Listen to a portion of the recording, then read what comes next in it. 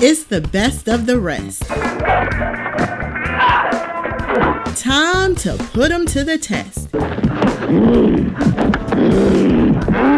In case your memory is hazy, it's Blaxploitation, baby. This is Black History Month, a 29-day celebration of Black exploitation films.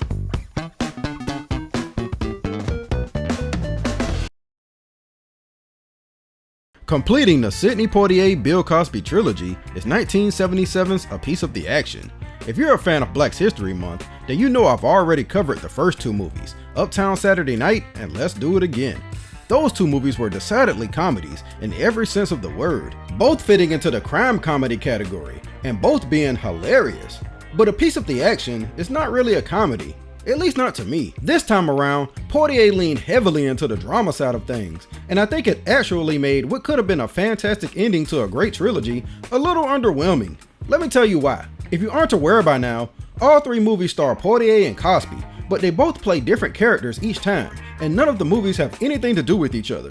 This gives each one of them a lot of room for the actors to be whatever they want to be, and not to be tied to a previous narrative. This time around, both Poitier and Cosby are con artists, but in different ways.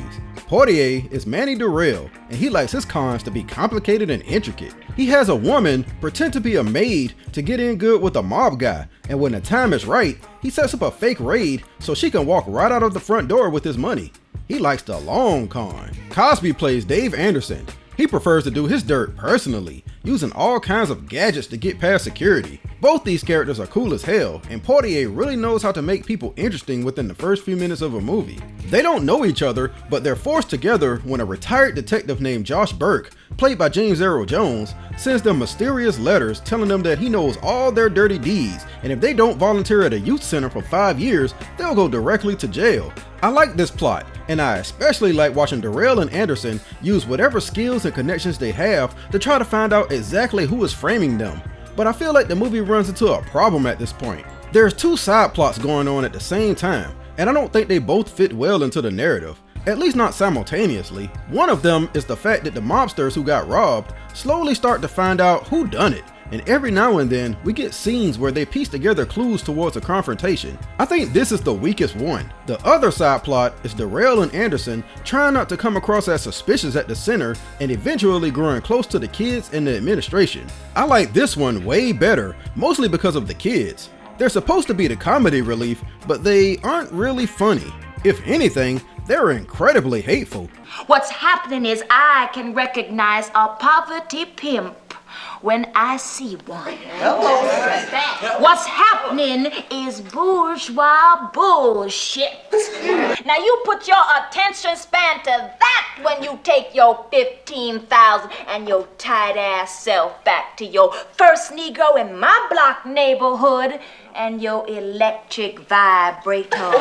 Ouch! That's a young Cheryl Lee Ralph, if you can't tell, in her first movie. A Piece of the Action could have cut about 30 or 40 minutes from the over 2-hour runtime, and it would have made for a tighter, better movie. The blackmail and youth center plot was enough to make it compelling, and throwing in the mobster revenge plot actually muddied up the story more than it needed to be.